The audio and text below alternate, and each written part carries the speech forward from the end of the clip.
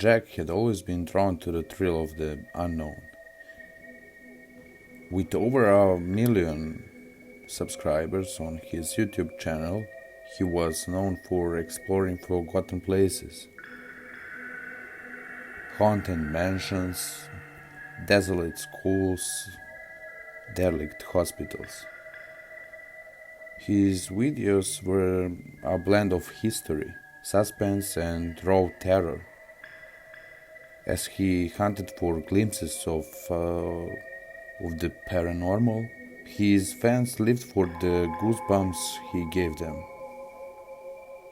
That night, Jack found himself outside the decaying ruins of an old building deep in the woods. A place whispered about in urban legends. It was said that decades ago a fire had gutted the building, claiming the lives of dozens of children and their caretakers.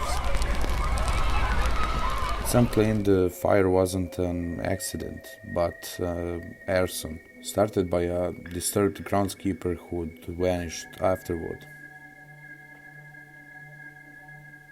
Others believed the building had a darker secret, something unnatural.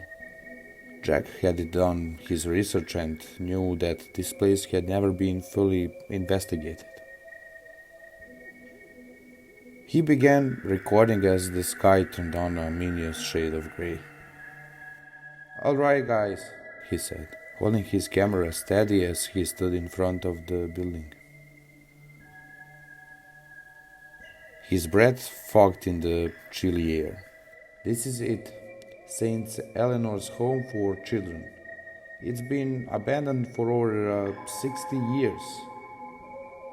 But some people swear they still hear laughter coming from inside, and not the good kind. Let's see if there's any truth of the rumors."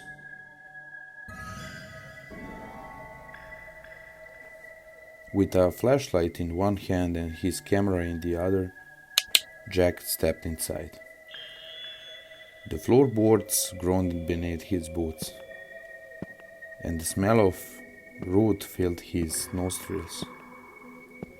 Graffiti and scorch marks lined the crumbling walls, but the air was heavy, with an unplaceable sense of unease. He spoke to the camera, narrating his every step, his voice bouncing off the empty halls. As he moved deeper into the building, the usual feelings of excitement and adrenaline were replaced with something darker. It felt as though the building itself was watching him. Shadows seemed to move just outside the range of his flashlight.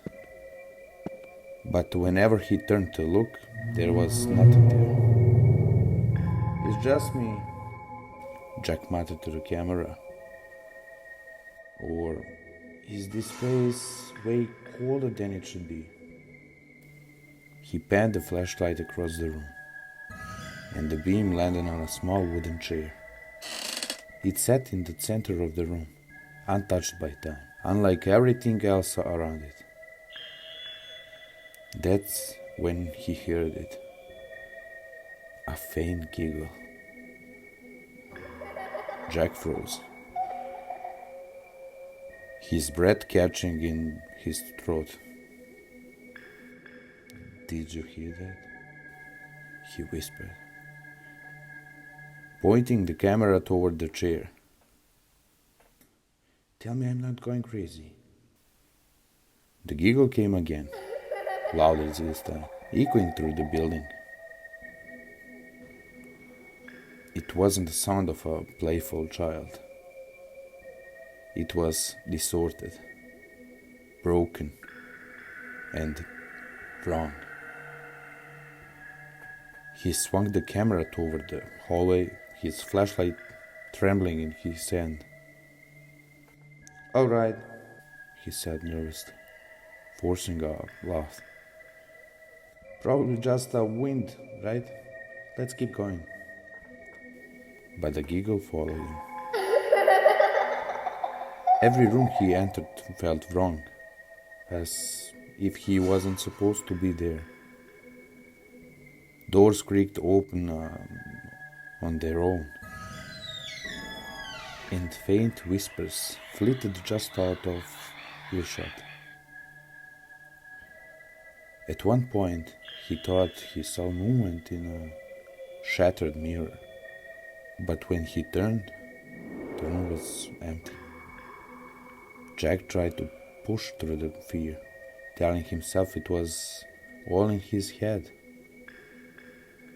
But then he found the basement. The stairs leading down were steep and covered in dust, as though no one had been there in decades. Jack hesitated, his instinct screaming at him to turn back. But the thought of disappointing his fans outweighed his fear. "Alright, guys," he said, his voice shaking as he descended into the darkness. "This is where things get interesting. If there's anything down here, we're about to find out." The basement was worse than he'd imagined.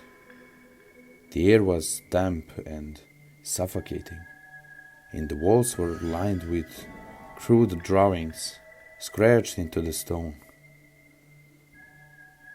They depicted children, their faces distorted and their eyes blacked out. In the center of the room stood a crude altar made of rotting wood, surrounded by small handprints burned into the floor. Jack's flashlight flickered. "No, no, no," he muttered. Slapping the flashlight, it sputtered back to life, but when he looked up, he wasn't alone. A figure stood across the room, barely illuminated by the weak beam of light. It was a child, or at least it looked like one. Its face was pale and featureless, with hollow black pits where its eyes should have been.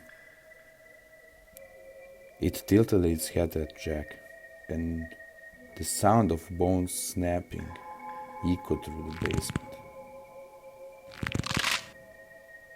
Jack stumbled back, dropping his camera, but it kept recording.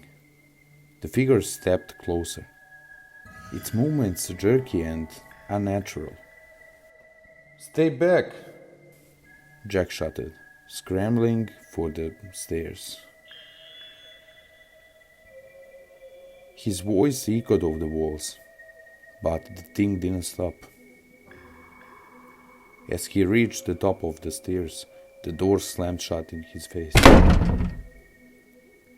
Jack pounded on it, screaming, but it wouldn't budge.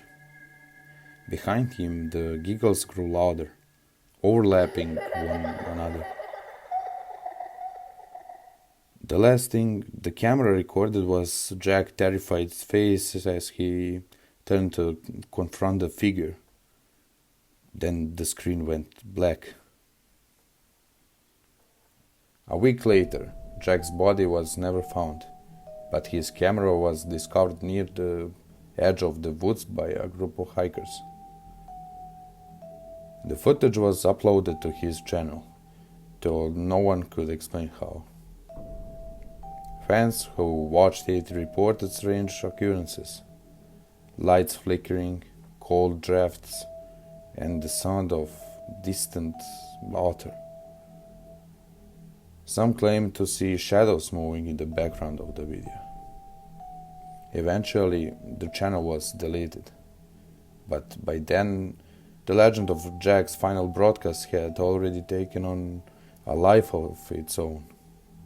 To this day, some say his spirit is trapped into the building, still searching for a way out. But others believe he isn't alone, and they're still watching and waiting.